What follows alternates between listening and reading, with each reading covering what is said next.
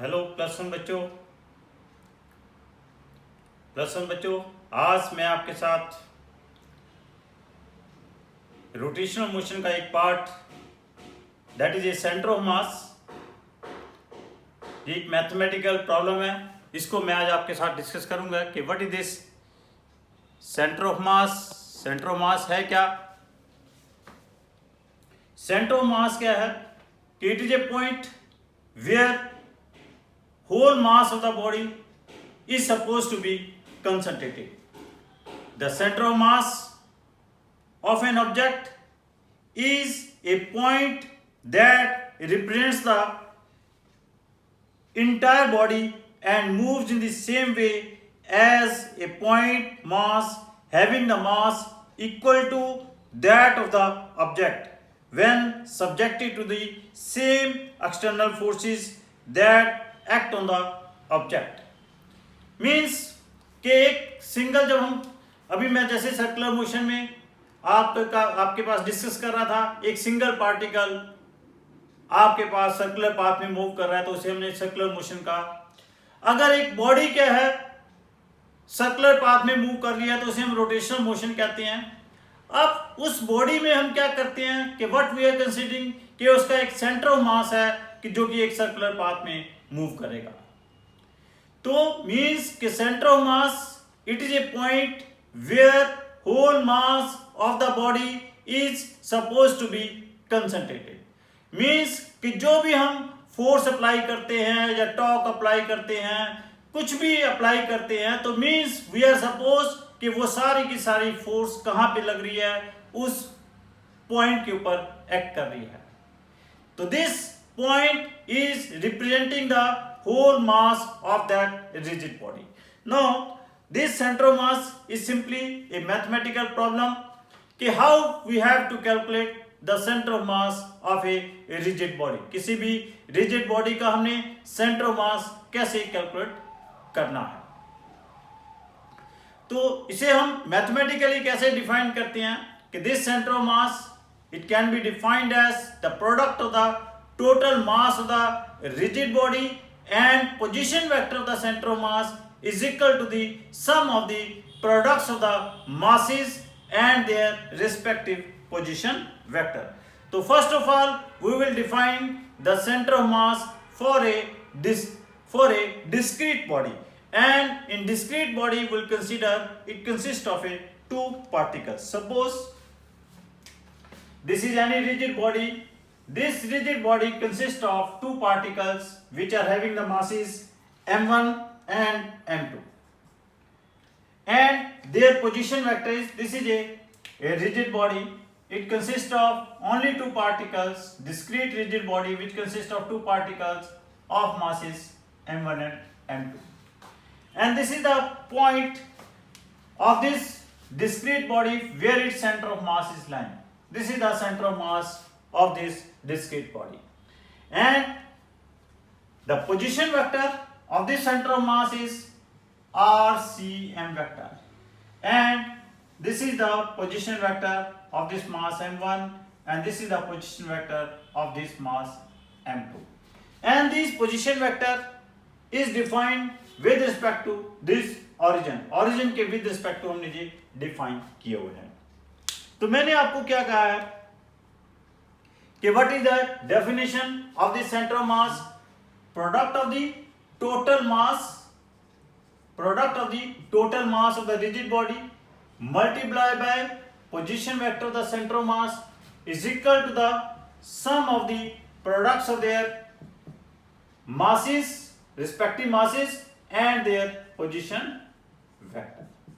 So here RCM vector is equal to क्या आ जाएगा, m1 r1 vector plus m2 r2 vector divided by m1 plus m2. This is the position vector of the center of mass. अगर हमने इसे drive भी करना है तो कैसे ड्राइव करते हैं? सपोज कर लेते हैं इस रिजिड बॉडी के ऊपर एक फोर्स कितनी एक्ट कर रही है, F फोर्स एक्ट कर रही है। This is the any external force acting on it. Now अगर ये जो F फोर्स एक्ट कर रही है इसका कुछ पार्ट किसके ऊपर एक्ट कर रहा है, कुछ पार्ट इसका m1 के ऊपर एक्ट कर रहा है, दैट इज F1e, और कुछ पार्ट इसके ऊपर m2 के ऊपर एक्ट कर रहा है, वो कितना है F2e।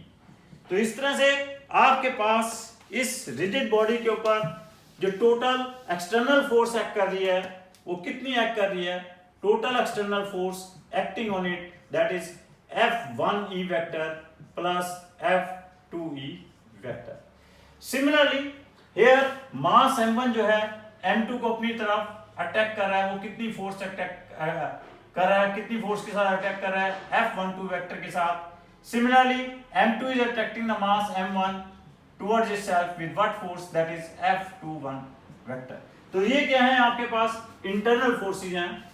इंटरनल फोर्सेज क्या होगी, F5 vector that is equal to F12 vector plus F21 vector. In this way total force acting on this rigid body will be F vector is equal to क्या होगा, Fe vector plus Fi vector होगा, और that is equal to F1e vector plus F2e vector plus F12 vector plus F21 vector.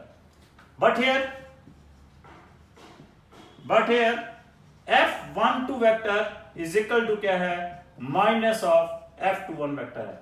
जितनी force m1 ने m2 के ऊपर exert करनी है, same force is exerted by m2 on m1। Clear? So in this way total force F vector is equal to क्या होगा, F1e vector plus F2e vector होगी। Clear? Now according to Newton second law of motion F1e vector ये क्या होगा, this is equal to ddt of p1 vector, ये क्या होगा, this is equal to ddt of p2 vector. Clear? अब देखिए, अगर सपोज कर लो मास m1 के पास वेलोसिटी v1 है, मास m2 के पास वेलोसिटी क्या है, v2 है, तो this can be written as ddt of m1 v1 vector plus ddt of m2 v2 vector, और it can be written as that is m1 ddt of v1 vector plus m2 ddt of this is v2 vector। Clear? Now here v1 vector can be written as ddt of r1 vector, v2 vector can be written as this is ddt of r2 vector। Clear? So here this f vector will be equal to क्या आ जाएगा, m1 ddt of this r1 vector plus m2 ddt of v2 को क्या लिख सकते हैं, that is ddt of r2 vector. Clear? Now this can be written as m1, this can be written as m1 d square dt square r1 vector plus m2 d square dt square r2 vector. Clear? Now, what is here? This f vector. F vector can be written as here. This f vector can be written as f vector is equal to m1 plus m2 into d square dt square rcm vector. So this becomes m1 plus m2 d square dt square rcm vector is equal to m1 d square dt square r1 vector plus m2 d square dt square r2 vector। Clear? Or this can be written as d square dt square m1 plus m2 rcm vector is equal to क्या होगा, d square dt square m1 r1 vector plus m2 r2 vector. Clear? Now here d square dt square ये आपस में क्या हो जाएंगे, cancel out हो जाएंगे, तो क्या आ जाएगा यहाँ से rcm vector is equal to m1 r1 vector plus m2 r2 vector divide by m1 plus m2। तो इस तरह से आपने जो एक्सटर्नल फोर्स एक्ट की वो कहां पे एक्ट की है? The point where whole mass of the body is suppose to be concentrated. What is that point? That point is a centre of mass. So this is the position vector of a centre of mass of a system which is having a two particles of masses m1 and m2 and their position vectors are r1 and r2. In this way, if it is a discrete body which consists of n number of particles and having a masses m1, m2, m3 dash dash mn and their position vectors are r1, r2, r3 dash dash rn, in that case their position vector will be m1 m3 r3 vector plus dash dash plus mn rn vector whole divided by m1 plus m2 plus m3 dash dash plus mn. Clear? If it is a discrete body of three dimensional discrete body है तो आपके पास r1 vector क्या होगा? उसकी जो coordinates होंगे वो क्या होंगे? x1 y1 z1। तो r1 वेक्टर क्या हो जाएगा? x1 i cap plus y1 j cap plus z1 k cap और r2 वेक्टर क्या हो जाएगा? That is equal to x2 i cap plus y2 j cap plus z2 k cap and so on. rn vector क्या आ जाएगा? xn i cap plus yn j cap plus zn k cap आ जाएगा। Clear? Now तो इसका जो x coordinate आ जाएगा that will be equal to m1 x1 plus m2 x2 plus dash dash plus mn xn whole divide by m1 plus m2 plus dash dash plus mn। This means this is equal to summation of I is equal to 1 to n mi xi divided by summation of I is equal to 1 to n mi. Clear? Similarly, y coordinate क्या आ जाएगा? y is equal to क्या आ जाएगा? Summation of I is equal to 1 to n mi yi divided by summation of I is equal to 1 to n mi. Clear? और z coordinate क्या आ जाएगा? Summation of I is equal to 1 to n mi zi whole divided by summation of I is equal to 1 to n mi. तो ये इसके क्या आ जाएंगे? अगर it is A three dimensional body तो ये इसके x y z कोऑर्डिनेट आ जाएंगे। If it is A two dimensional body तो उस केस में या तो x कोऑर्डिनेट 0 हो जाएगा या y 0 हो जाएगा या z 0 हो जाएगा। If it is a one dimensional body in that case coordinates of the centre of mass will B only either x और y और z होगा।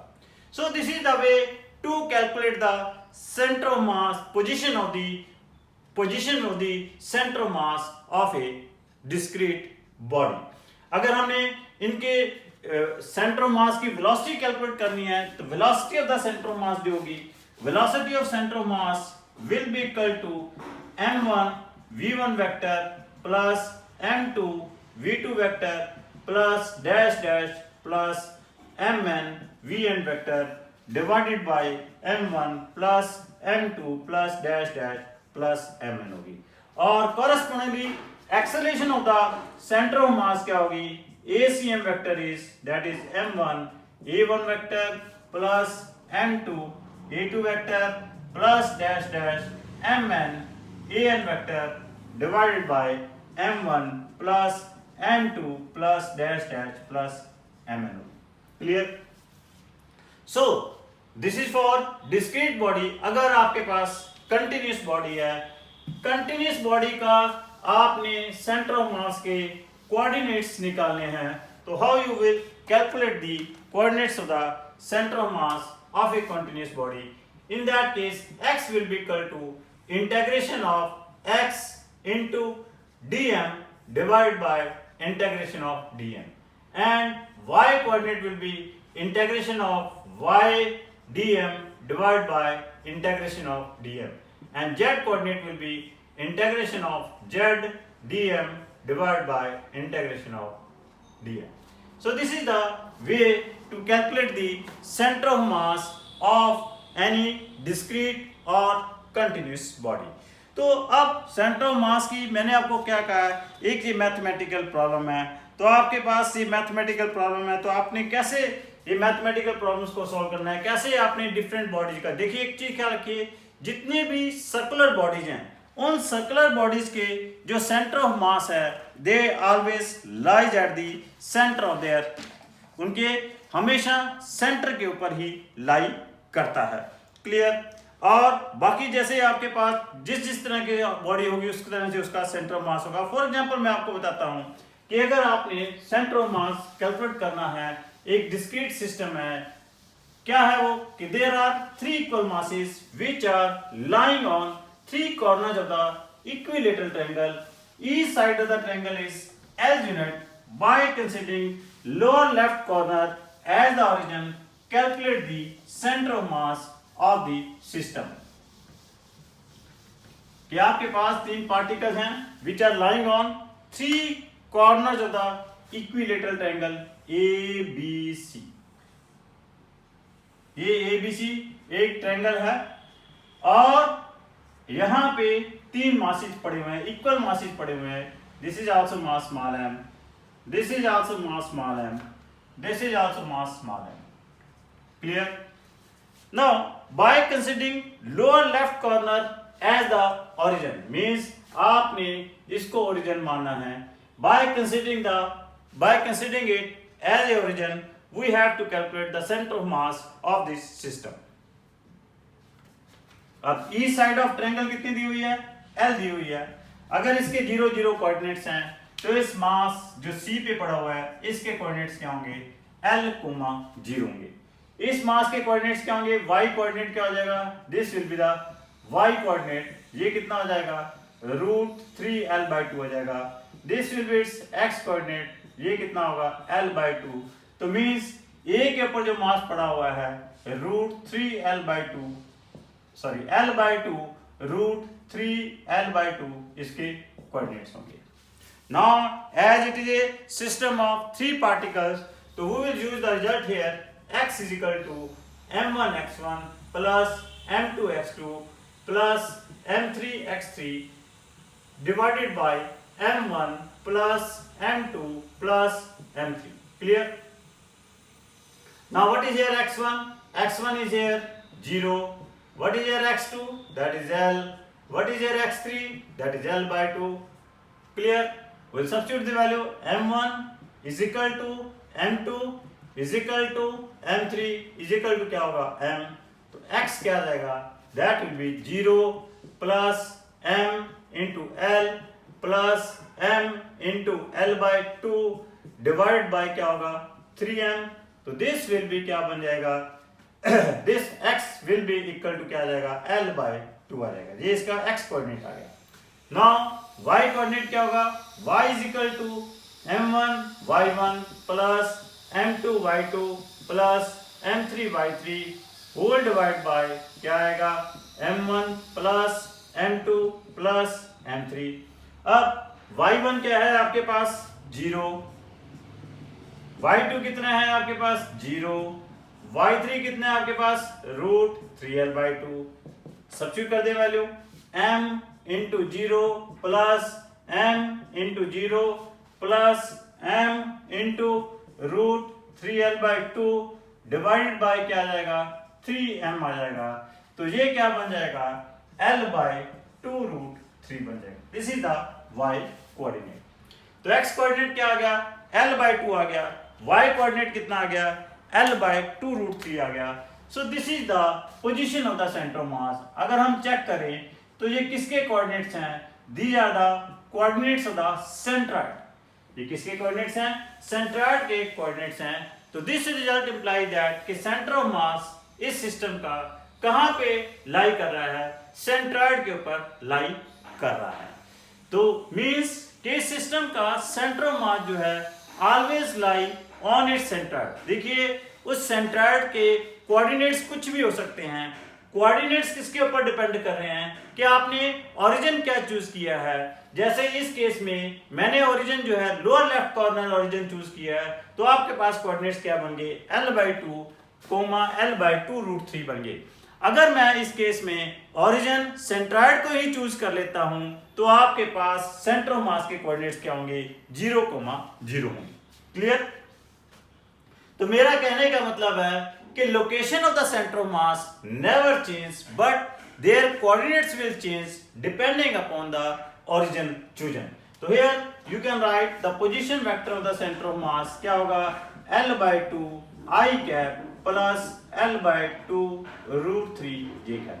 ये पोजीशन वेक्टर जो होगा सेंटर ऑफ मास का होगा। क्लियर। नेक्स्ट देखिए क्या है, there are 4 equal masses lying on 4 corners of the sphere, each side of the sphere is L unit, then calculate the center of mass of this system by considering lower left corner as the origin।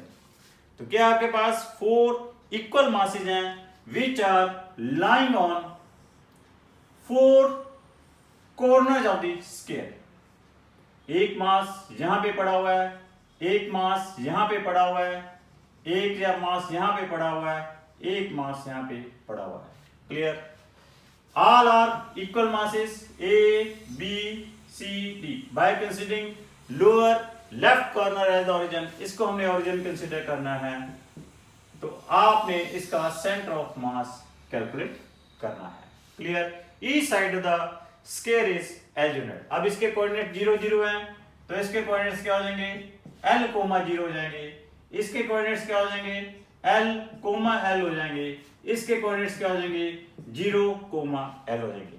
As it is a system of 4 masses, तो आपके पास जो formula use करेंगे, formula कौन सा use होगा इसमें, x = m1 x1 plus m2 x2 plus m3 x3 plus m4 x4 divided by क्या आएगा, m1 plus m2 plus m3 plus m4। Clear। Here m1 is equal to m2 is equal to m3 is equal to m4 is equal to mn। Clear।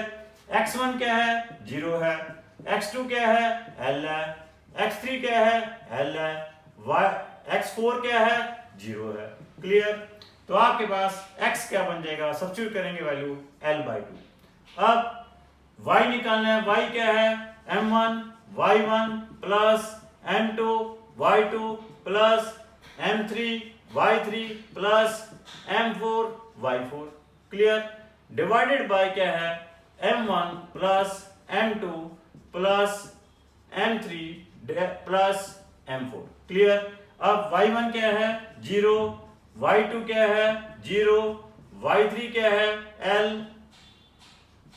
y4 क्या है, l, तो आपके पास y क्या आ जाएगा, l/2 आ जाएगा। This result implies that कि centre of मास आपके पास कहां पे आ रहा है, centre of mass is coming at the centre of this square, इस स्केयर के सेंटर के ऊपर आ रहा है। क्लियर। तो मींस इस सिस्टम का सेंटर ऑफ मास हमेशा क्या होगा, इस स्केयर के सेंटर के ऊपर ही होगा। लेकिन इसके कोऑर्डिनेट्स क्या आ रहे हैं यहाँ पे, by considering lower left corner as the origin l/2। लेकिन इसके कोऑर्डिनेट्स कुछ और भी हो सकते हैं डिपेंडिंग अपॉन हमने ओरिजिन क्या चूज किया है, ये ओरिजिन चूज किया है या ये चूज किया है या ये चूज किया है या ये चूज किया है। सेंटर ही हमने अगर ओरिजिन ले लिया तो इसके सेंटर ऑफ मास के कोऑर्डिनेट्स क्या बन जाएंगे, 0, 0 बन जाएंगे। क्लियर। और देखिए calculate the centre of mass of HCl molecule, एक HCl मॉलिक्यूल है, उसका आपने सेंटर ऑफ मास कैलकुलेट करना है। If the distance between H and Cl is R angstrom, H और Cl के बीच में जो डिस्टेंस है वो कितना दिया हुआ है, R एंगस्ट्रॉम दिया हुआ है। ये आपके पास H है, ये आपके पास क्या है, Cl है, इसका आपने सेंटर ऑफ मास कैलकुलेट करना है। डिस्टेंस कितना दिया हुआ है, R एंगस्ट्रॉम दिया हुआ है। क्लियर। अगर हम h को ओरिजिन मान लें तो इसके कोऑर्डिनेट्स क्या हो जाएंगे 0,0 हो जाएंगे और इसके कोऑर्डिनेट्स क्या हो जाएंगे r,0 हो जाएंगे। As it is a one dimensional तो इसका y और z कोऑर्डिनेट्स तो क्या होंगे 0 होंगे।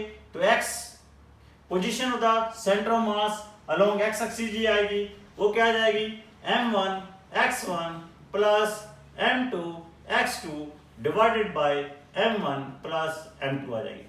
What is it? m1 is the mass of hydrogen से 1 ले लें, m2 is the mass of chlorine that is 35.5 ले लें, m1 के x1 क्या है आपके पास 0, x2 कितना है आपके पास r, तो x क्या आ जाएगा that will be equal to 35.5 r divided by 36.5 आ जाएगा।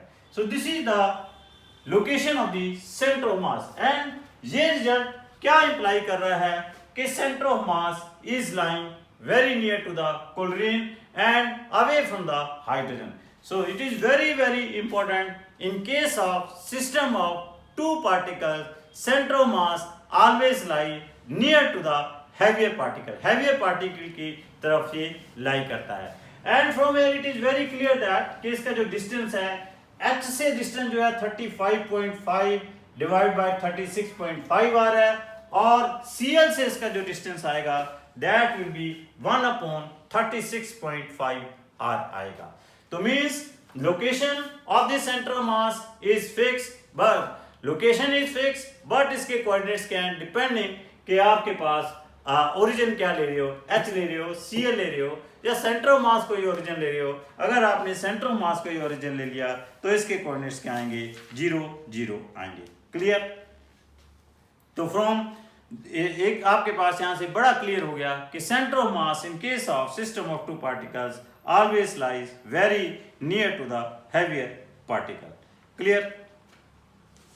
तो अब मैं आपके साथ एक प्रॉब्लम डिस्कस करता हूं कि centre of mass of a body of A continuous body. For example आपके पास है if a linear density of A rod of length L is lambda दिया हुआ इसका a प्लस bx, ये इसकी लीनियर डेंसिटी है, मतलब इसका डिस्टेंस के साथ इसकी लीनियर डेंसिटी बढ़ रही है, मास बढ़ रही है। कहता है determine the position of its centre of मास। आपने एक एंड को कंसीडर करके इस रॉड का सेंटर ऑफ मास आपने कैलकुलेट करना है। There is a rod of length L, rod आपके पास है, एक रॉड है, लीनियर रॉड है, इसकी लेंथ कितनी है L है, आप इसकी लेंथ कितनी है L है, तो इसकी जो लीनियर डेंसिटी दी हुई है वो कितना दिया हुआ है lambda is equal to a plus bx दिया हुआ है। It is a continuous body, आपने इसका क्या कैलकुलेट करना है सेंटर ऑफ मास कैलकुलेट करना है। तो आपके पास मैंने क्या कहा कंटिन्यूअस बॉडी के लिए क्या फॉर्मूला होता है x is equal to integration of x dm divided by integration of dm। इसकी टोटल लेंथ l है तो we will integrate it from 0 to l, this is also integrated from 0 to l। तो यहां पे जो dm की value होगी that will be a plus bx into dx होगी। क्लियर? तो will substitute this value here, तो x will be equal to क्या आ जाएगा 0 to l x a plus bx dx divided by 0 to l a plus bx into dx। तो इसको अगर हम इंटीग्रेट करते हैं तो क्या आएगा 0 to l this becomes ax plus bx square dx whole divided by 0 to l a plus bx dx। Clear? Further हम इंटीग्रेशन बाय अलग अलग पार्ट्स की इंटीग्रेशन करते हैं 0 to l ax dx plus 0 to l bx square dx divide by 0 to l a dx plus integration of 0 to l bx dx। Clear?